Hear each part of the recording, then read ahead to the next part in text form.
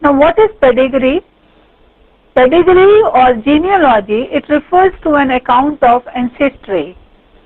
A pedigree is a table or chart recording a line of ancestors either of person or more especially of animals as horses, cattle and dogs.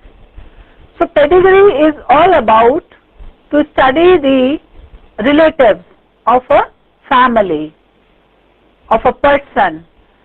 Now a genealogy, what is it? It is an account of the descent of a person or family traced through a series of generations, usually from the first known ancestor. Now genealogy is all about to study the relatives and the family from the first known ancestors. In pedigree we study usually the close relatives or the family, direct family members, and while in genealogy we study the whole relatives related with that family. As for the example, we study the uncle, auntie, granduncle, grandfather, father, like all the family members. And then this word pedigree is a corruption of the French word pedigree or crane's foot. It means, in French it means the crane's foot. Crane's foot, why it is called as crane's foot? Because the typical lines and split lines, each split leading to different offsprings of one parent line, resemble the thin leg and foot of the crane. So means a crane foot looks like when we draw a pedigree, it looks like the thin leg and foot of a crane. Splits, the typical lines and the split lines in the pedigree, or making a chart or table of a pedigree, it looks like a foot of a crane. Next slide. Pedigree analysis. So this is all about the pedigree analysis. What is it? Scientists have devised pedigree analysis to study the inheritance of genes in humans. Why it is necessary? Why it is studied? So just to study the inheritance of genes in humans, this pedigree analysis is required. Pedigree analysis is useful when studying any population when progeny data from several generations is limited.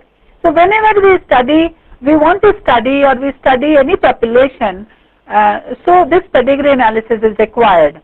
Pedigree analysis is also useful when studying species with a long generations time. So from the first parent to the recent ones.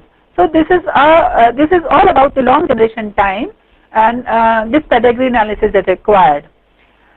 In the practice of selective breeding of animals, particularly in animal fancy and livestock, including horses, pedigree charts are used to track the ancestry of animals and assist in the planning of suitable breeding programs to enhance desirable traits. Breed registries are formed and are dedicated to the accurate tracking of pedigrees and maintaining accurate records of birth, death, and identifying characteristics of each registered animal. So this is for what the pedigree analysis is required. The main particular thing is that for the suitable breeding programs to enhance desirable traits. When we need a particular kind of special characters in our future generations, then for these breeding programs, this pedigree analysis is required, or it is it suits the breeding programs to enhance the desirable traits. And for that, the birth, death, and identifying characters of each registered animal for which these breeding programs are required, we register all the informations about those animals. Now these are the symbols actually which are used during pedigree. A series of symbols are used to represent different aspects of a pedigree. Below are the principal symbols used when drawing a pedigree. Here, these are not the below; they are on the sides of the slide. Now this kind of square, empty square, is designated for male, and this empty round circle is for the designated for the female. And when they are the filled structures, then we say affected individuals. And when there is a line across crossing these two or joining these two animals or individuals, then it shows the mating is there. And this one, number 1 and number 2, these are the offsprings in birth orders.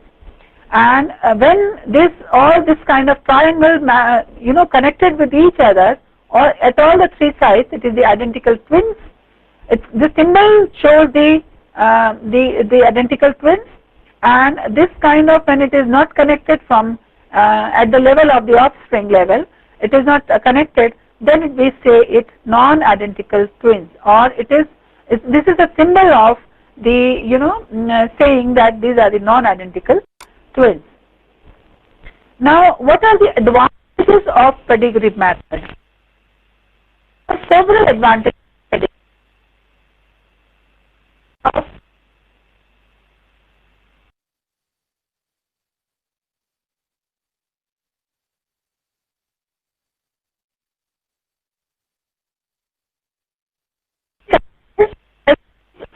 improvements can be done, or what different improvements they are going to be, or they may happen in the populations.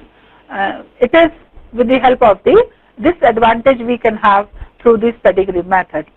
Secondly, as pedigree record is maintained, information regarding inheritance pattern of characters can be obtained as and when required. As and when required, we can have this information by making the registers or by making the databases on that. Then each plant can be traced back to its parent plant. Whenever it is required, we can trace the current or the present plant with the parent plant. Only those progeny lines which contain plants with desired characters are selected for next generations. Of course, this is the main focus of the pedigree method, or the advantage of the pedigree method, that the desired characters are selected for the next generation. So there is a scope of plant breeders' skill. Progeny tests are done, thus it is based on genotypic value rather than the phenotypic value. Of course, as we know, the genes or the genotypes are responsible for the phenotypic values or phenotypic characteristics. For this pedigree analysis, the genotype values are important, and that is why it is based on genotypic value.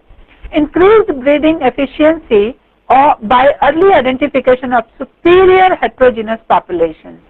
When we identify the superior populations, then we can have the breeding efficiency by early identifications. Then further scope for transgressive segregation to occur for the characteristics like yield. So whenever we want to get more yield, and for that for a particular purpose or for the social cause, we can have the through this pedigree method we can have the transgressive segregation of the population. Now next, new variety development takes short period as compared to the bulk method. Of course, this is a selective method through which we can get new varieties in a short time, in a short period. Now there are some disadvantages also of this pedigree method. So number 1 is it is a costly method. The labor is intensive, more work is required, and requires skilled person as selection is practiced. So if there is no skilled person, it would be difficult to get this exact or the correct populations. Pedigree record maintenance is time consuming. Selection for yield or other characters in F2 and F3 generations is ineffective, or it is not as effective as it is in F1 generations. One important to note is genetic variation available for selection gets decreased in later generations due to the individual plant selection carried out earlier. Next, Then the next slide is related with the population genetics. Now what is population genetics? Population genetics is the study of the frequency and interaction of alleles and genes in populations. So how the alleles or how the genes, alleles on genes and genes, they interact within a population, and what is the frequency of the interaction, that all is basis of the population genetics. Population genetics was a vital ingredient in the emergence of modern evolutionary synthesis. Its primary founders were Sewell Wright, J.B.S. Haldane and R.S. Fisher, who also laid the foundations for the related disciplines of quantitative genetics. So these three genetics scientists. They are actually the primary founders for this population genetics, and through this population genetics only we emerge or the science emerges for the evolutionary synthesis or for the evolutionary genetics. Then this is influenced by the four main evolutionary processes. One is the natural selection, second is genetic drift, then third is mutation, and last and fourth is gene flow. These are the four major and main and important evolutionary processes within the population genetics, which are actually responsible for the evolution genetics also. It also takes into account the factors of recombination, population subdivision and population structures. Of course, the recombination, population subdivision and population structures, as well as all these three features or factors, they are also responsible for the population genetics. It attempts to explain such phenomena as adaptation and speciation. Finally, it leads to the adaptation and speciation to a community or to a population. Then in this slide you can see these are the two different individuals, one same genus but two different morphs. Means the color wise or the phenotypically they are different, but they are the same genus. A gene in this population may have several alternate forms which account for variations between the phenotypes of the organism. So basically the allele or a gene is responsible for this white color and for this black color. So this is the distant Betullaria forma typica, is the white bodied form of a peppered moth, and this is a peppered moth, but the forma is different because it is a black color body and this is a white color body. So this is distant Betullaria forma carbonaria, is the black bodied form of peppered moth. The genus is same, the species is same in both the cases, but the forma, at the subspecies level or at the forma level, they have become different just because the gene variation is there. So hence later on it is called the population genetics. Now the next is the population and evolution genetics. The goal of population genetics is different.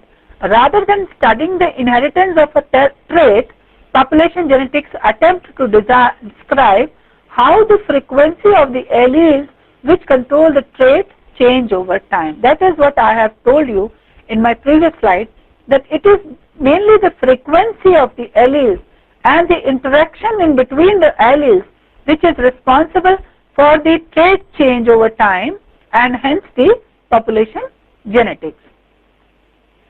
To study the frequency changes, we analyze populations rather than individuals. Furthermore, because changes in gene frequencies are at the heart of evolution and speciation, population and evolutionary genetics are often studied together.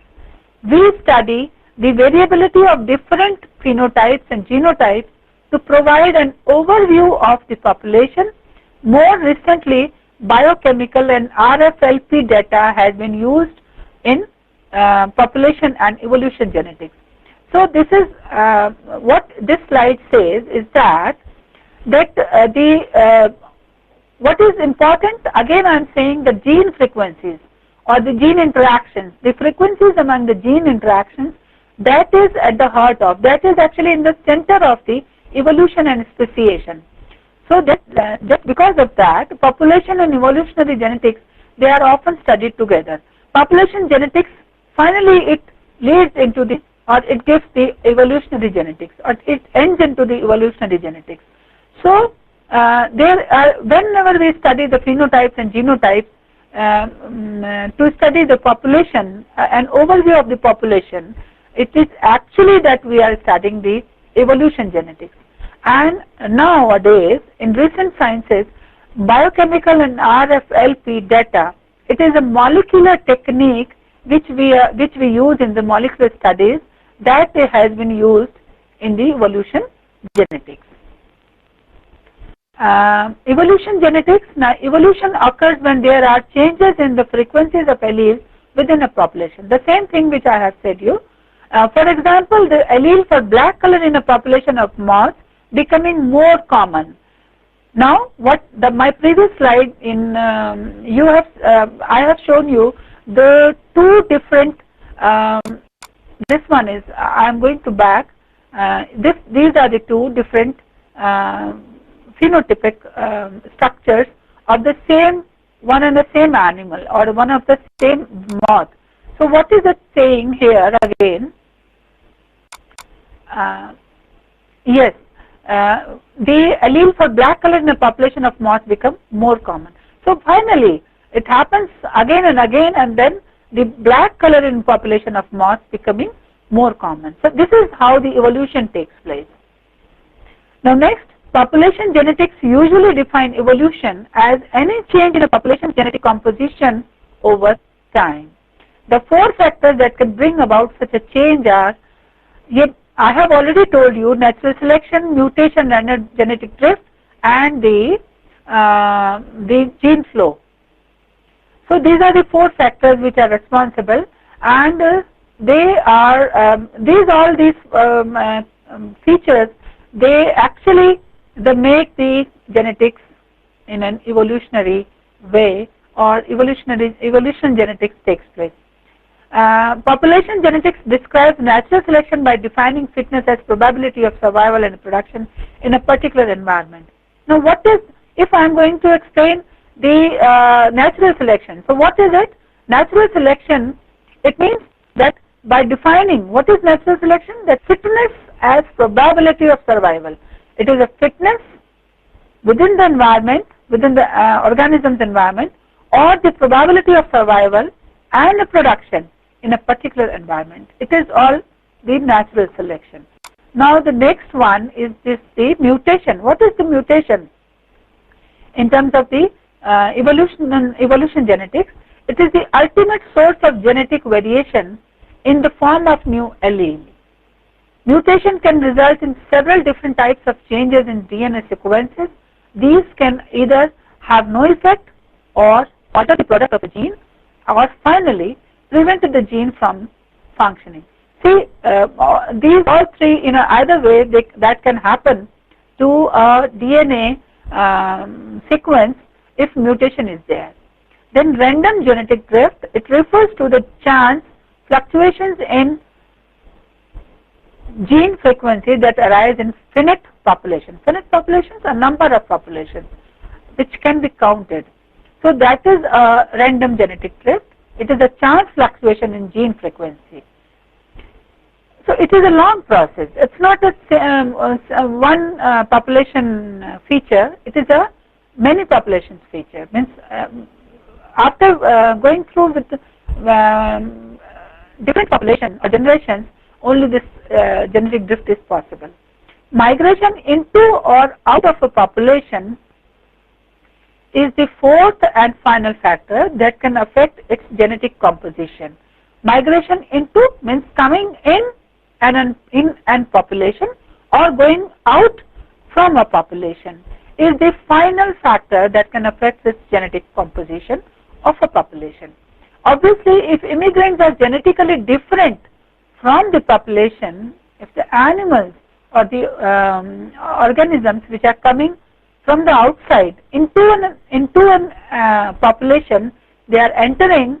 This will cause the population's genetic compositions to be altered, and finally it will lead into the different evolution genetics. Means the future populations will be definitely they will be evoluted in a different way. Then it is important to note that Department of Biotechnology has initiated very recently the People of India project to characterize the genetic makeup of these ethnic groups of India with reference to their ethnicity. It is expected that this research will lead to the identification of suitable genetic markers. Example, what are these genetic markers? Which these genetic markers, obviously they will show the, or they will be the as I said, markers. So they will represent the ethnicity of the different groups or the different people living from the different corners of the India. So these markers, they are the single nucleotide polymorphism and the microsatellites that indicate tensor susceptibilities of different populations. So these are the few markers which can be which can come up after this Department of Biotechnology project in India, which is named as People of India. Then next is the eugenics or eugenesis. So what is eugenesis or what is eugenics? Eugenesis is all about the eugenics. Eugenics is the self-direction of human evolution. Human evolution in a self-directed way. So the word eugenics derives from the Greek word eu means good or well, and the suffix genes is the born. So when there is good born in future or in the sciences, it will be known as eugenics, or it is called as eugenics. So eugenics is the biosocial movement. Mind it that it is a biosocial movement which advocates practices to improve the genetic composition of a population.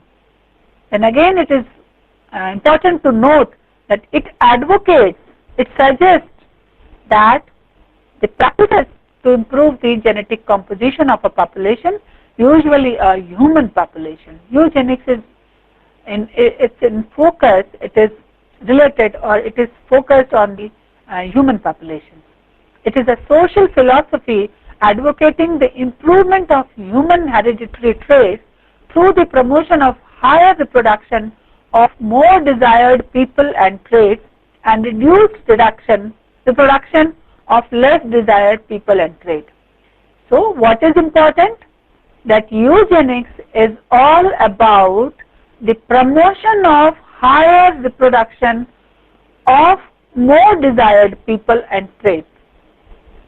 More desired people, which are well-known personalities, which are intellectual personalities, which are the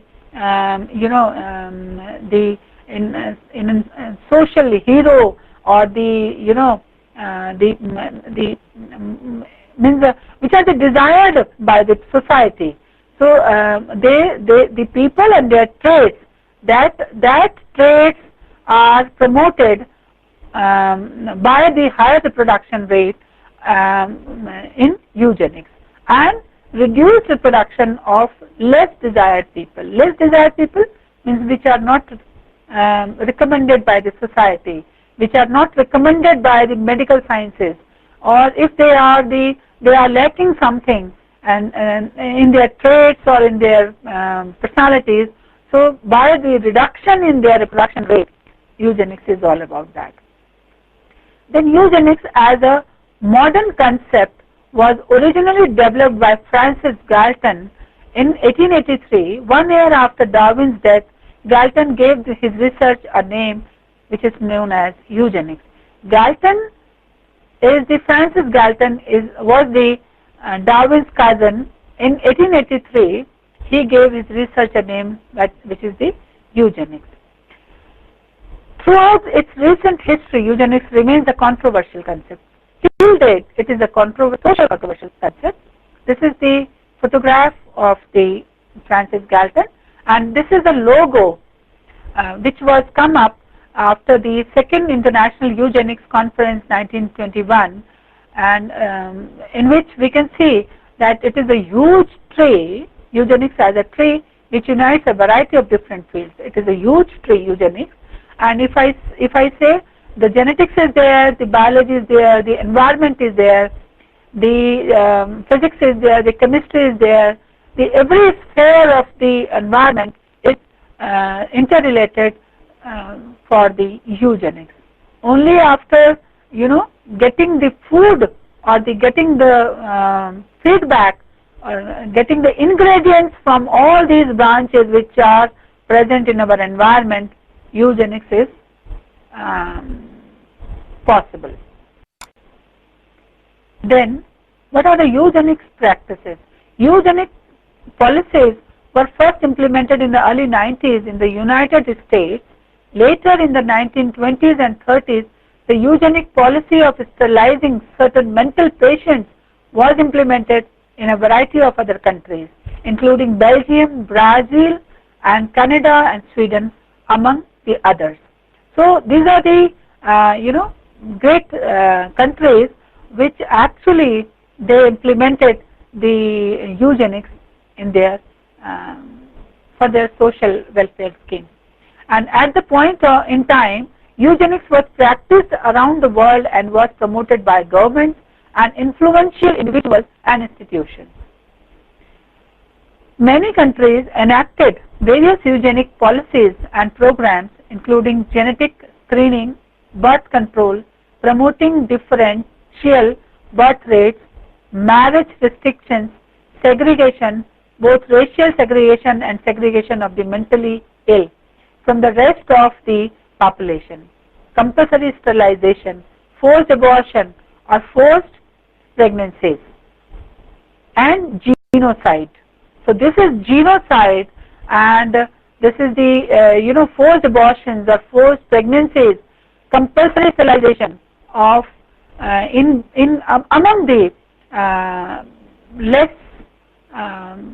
required or the which are the weak people in the society, about the mentally ill. So this is all about the related with the eugenic practices, and mainly there are later on these are regarded as coercive and or restrictive, and now few jurisdictions implement policies that are explicitly labeled as eugenic or unequivocally eugenic in substance. So this is all the various government agencies, various influential individuals and institutions. Now they are implementing the eugenic practices of many countries. They are going through these eugenic practices just for the human welfare schemes or for the betterment of the human society. Now they have been conceptually divided into two categories. Now there are again these eugenic policies. They are of two types: positive eugenics and the negative eugenics. Although though they are working for the same purpose, but we have divided into two sections. Positive eugenics is aimed at encouraging reproduction among the genetically advantaged. For example, the production of the intelligent, the healthy, the successful people. Possible approaches include financial and political stimuli, targeted demographic analysis. So this is the positive eugenics, where we encourage, or this eugenesis or the policy, eugenic policy, it encourages the production among the required or the better socially recognized group. Now what is the negative eugenic? It is among the genetically disadvantaged. Negative eugenics aimed to eliminate through sterilization or segregation those deemed physically, mentally or morally undesirable. So they are the undesirable, basically undesirable human beings for which for whom this eugenic policies they are implemented, and the by the less reproduction rate, their populations are they are not advisable. So this includes abortion, sterilization, and other methods of the this negative eugenics can be coercive. So this is the negative eugenics, where which includes the abortion, sterilization, and other methods of the birth control, and these are the positive eugenics, where we promote the production of the intelligent or healthy and the successful people. Now the eugenics in the society, the sequencing and mapping of the human genome and its medical implications has caused some, such as Berkeley sociologist Troy Dexter, to claim that modern genetics is a backdoor to eugenics. Dr. Nathaniel C. Comfort, professor at the Institute of the History of Medicine at the Johns Hopkins University, he says that eugenic impulse drives us to eliminate disease, live longer and healthier with greater intelligence and a better adjustment to the conditions of the society. So all about the society and all about the welfare of the human population, human society.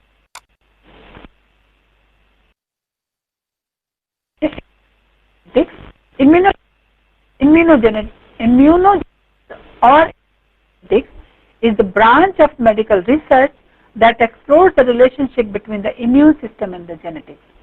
Now it is a branch which is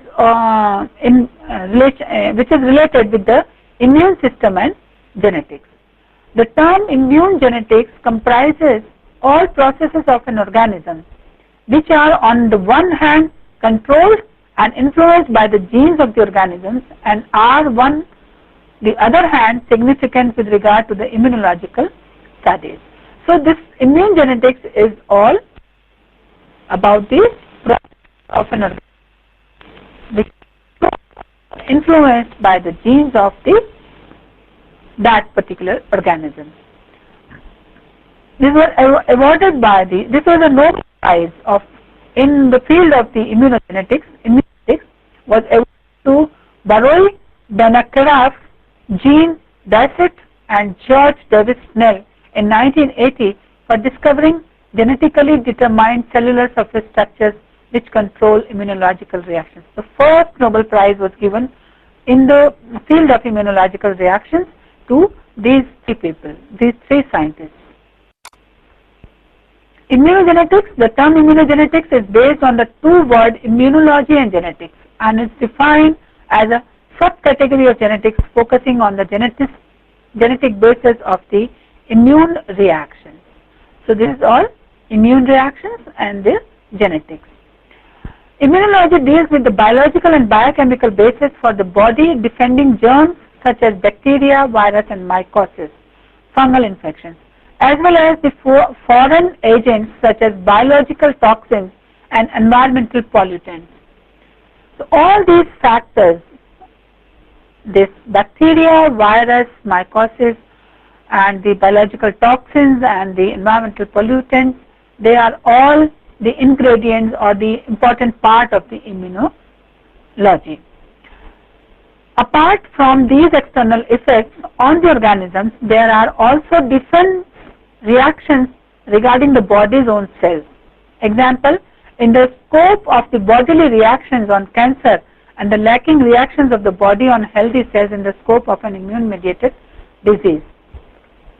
So in the same way, these external factors, they are responsible. They are the main in the center of the immunology, but the body's defense mechanism is also which is related with the body's own cells is also responsible, or it is also in the key center of the immunogenetics. Autoimmune diseases, a special focus is often laid on the forecast regarding the therapy of genetically based autoimmune diseases, which include all diseases caused by an extreme reaction of the immune system against the body's own tissues. By mistake, the immune system recognizes the body's own tissues as a foreign object which is to be fought. It is all, by chance, sometimes what happens that our own body's tissues, they recognize or they identify objects, and where at that the fighting starts. This can result in a serious inflammatory reaction which may permanently damage the respective organs. Autoimmune diseases, the outbreak and or course of which can be visible in the individual genome of the organism include, that is, the few examples I have been given here: multiple sclerosis, diabetes 1 type 1, rheumatoid arthritis and Crohn's disease. This is a disease of gastrointestinal system, the organs, which is the symptoms are all like HIV, but that is without genetic disposition. Means virus. This is not a disease which is called virus. This is a autoimmune disease, which is symptoms look like the AIDS, HIV virus, but not at all. This is autoimmune disease, which is called as Crohn's disease. Then cancer genetics. Cancer is a genetic disorder in which the normal control of cell growth is lost. We all know that it is a disorder. Cancer genetics is now one of the fastest expanding medical specialties. At the molecular level, cancer is caused by mutations in DNA, which result in aberrant cell proliferation. What happens in cancer? It results in aberrant cell proliferation. It leads only by the mutations in DNA. So these mutations are acquired and occur in somatic cells. They are acquired also. These mutations are acquired also. So, however, some people inherit mutations in the germline. Chromosomal changes are the feature of the cancer. So, in center, mutations in DNA or chromosomal changes, that is the future of the cancer. Now, in cancer, it can be said that it includes three kinds of the major types of genes: oncogenes, tumor suppressor genes, and the genes that preserve the integrity of the genome. These are the three genes which are responsible for the cancer genetics. Cancer is the multi-step process and several genetic alterations are required for a full-blown cancer phenotype. By having the cancer, phenotypic cancer or the full-blown cancer in phenotype, it is a multi-step process and several genetic alterations. Through going through all these three kind of different genes, then finally this full-grown cancer phenotype is happen. So transformation of now this one is the first, how the oncogenes they are formed or how they are prepared is a result of gain in function through overexpression of the gene or duplication, such as amplification. Main important is the duplication or the amplification to produce increased oncoprotein. So by producing the oncoprotein, activation or formation of fusion gene by translocation is another method, or not exactly the method, it is a process, and finally is the alteration of the gene product to produce transforming proteins, and hence in the last the oncogenes they are formed. Oncogenes were not naturally occurring viral genes, most important, but picked up from the cellular genome and subsequently mutated or overexpressed to generate cellular transformations. They are subsequently mutated, important point, and finally overexpressed to generate the cellular transformation and hence to the cancer. Now these oncogenes, they are first discovered in acutely transforming retroviruses. We all know, you all might be knowing, and most of the people they are knowing, Roy sarcoma virus. These are today known to be cellular genes that when mutated and or inappropriately expressed in a manner that increases their activity result in a malignant phenotype. Classical examples include SRC, RAS and MYC oncogenes. These are the different oncogenes, SRC, RAS and MYC. These genes are very much the key component of the cellular regulatory processes. Example, the SRC gene is codes for a tyrosine kinase, the RAS gene is for G protein and the MYC gene for a nuclear protein that is involved in DNA replication. So there is if there is a small change is there, so it leads into the cancer genetics. These are the few examples of the oncogenes. Signal transduction proteins, these are ABL, SRC, H, RAS, N, RAS. Then nuclear DNA binding proteins, MYC, N, MYC. Secreted growth factors, SIS, growth factors, cell surface receptors, ERB, A. These are the few important examples of the oncogenes. Now the second important gene which are in the focus of the cancer genetics is the tumor suppressor genes. In short, we say TSG. These genes can be compared to the brakes of a car. Actually, they are, for the benefit. They are the beneficial genes. But if there is a slight change in these genes, or there is a slight alteration in these genes, the disease can be there, or it leads in a malfunctioning of the system. And function, these genes can be compared to the brakes of a car and function in the cell to regulate cell division. Obviously, it is in a good way to regulate cell division. Loss of genetic matter is also a key event in the generation of neoplasia. Neoplasia is the beginning of the cancer, and the same can be demonstrated by cytogenic technique. Molecular tools have been able to further define the loss of genetic matter. Typically, there is loss of one allele of TSG while the other is inactivated by point mutation.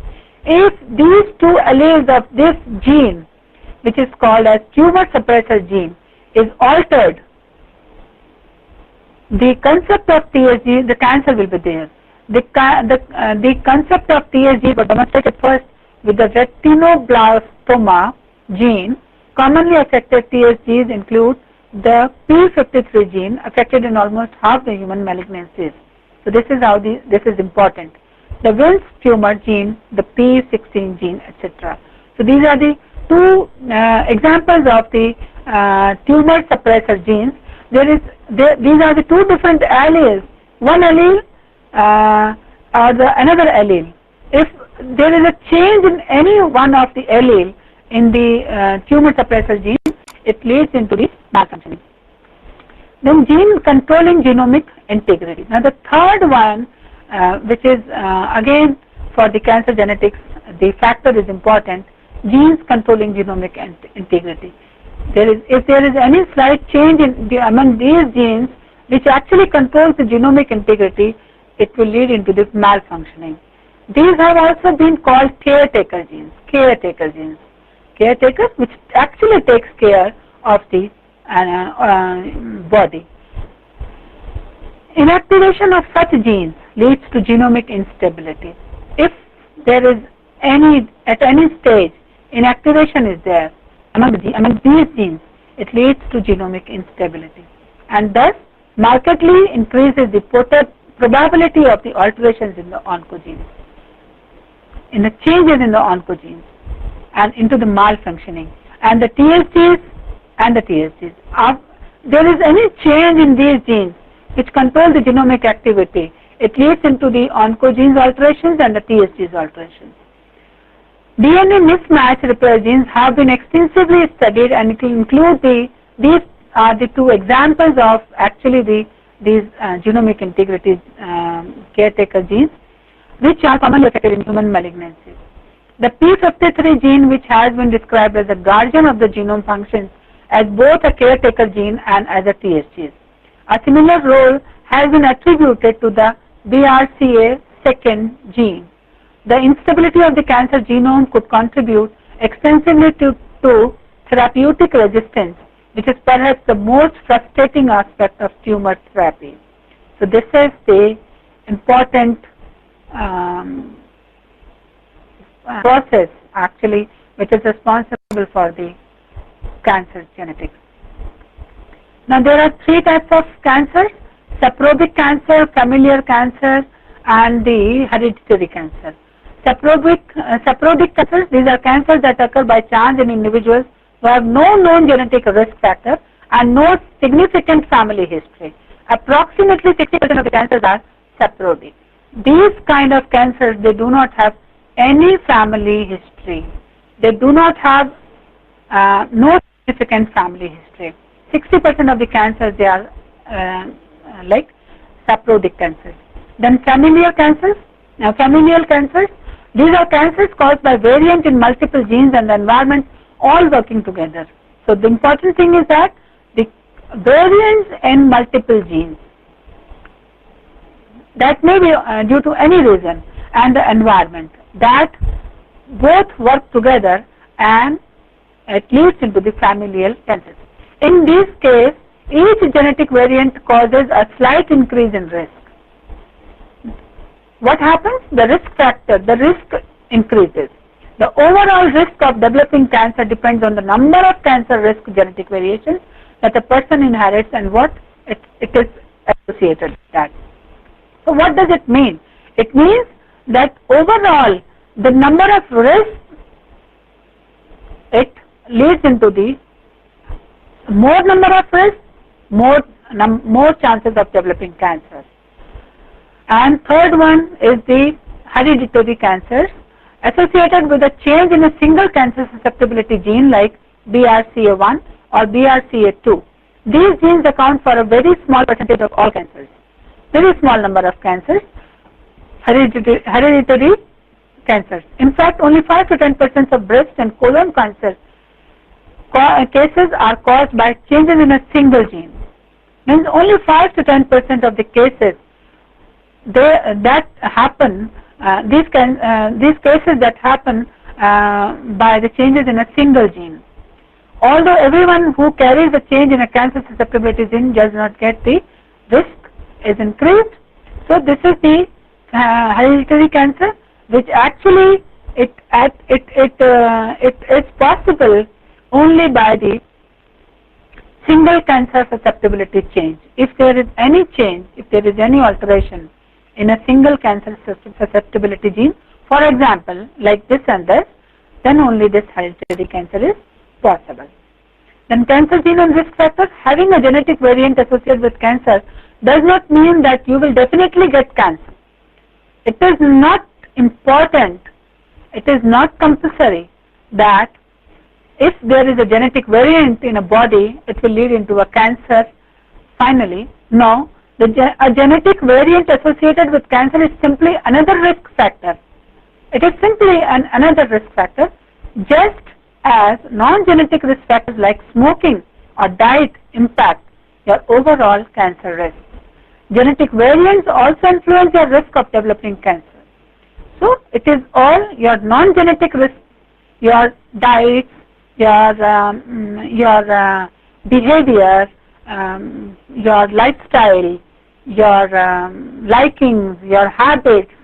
So all these things, all these factors, they are actually responsible for the influencing the risk of developing cancer. Knowing that you have a genetic risk and understanding what it means motivate you to make preventive lifestyle and behavioral changes. We do hope that by knowing all these things, one will change, or one can change, one will change the lifestyle or preventive lifestyle and behavioral changes. It may also encourage you to ask your doctor about other ways to help lower your risk. These are the genetic changes can influence cancer treatment. Now, what is actually the genetic,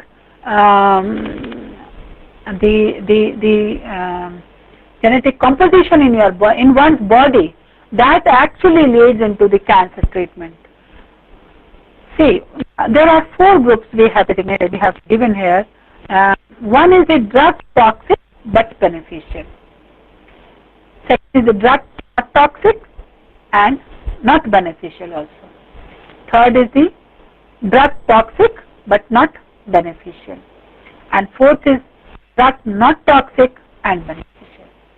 So these are the different parent groups, patient groups, where the drugs are given and their the results are here mentioned in the terms of beneficial or they are not beneficial, and these are some diagnosis, some prescriptions.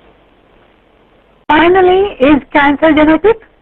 The genes that cause familial cancers in a relay race. In relay race, no one runner can win without the entire relay team working together. No single factor, no single runner is responsible to win a relay race. Same, there are various factors which are actually responsible in the familial cancers, which are responsible for the cancer in a family or in a genetic way, or it is inherited. This is similar to the interaction of multiple genes and the environment. Although each will influence the outcome, no one factor alone is responsible. The most important lines of this is that no one factor alone is responsible. It is all about the interaction of multiple genes and the environment, which we have studied in our previous slide. So thank you very much. Thank you.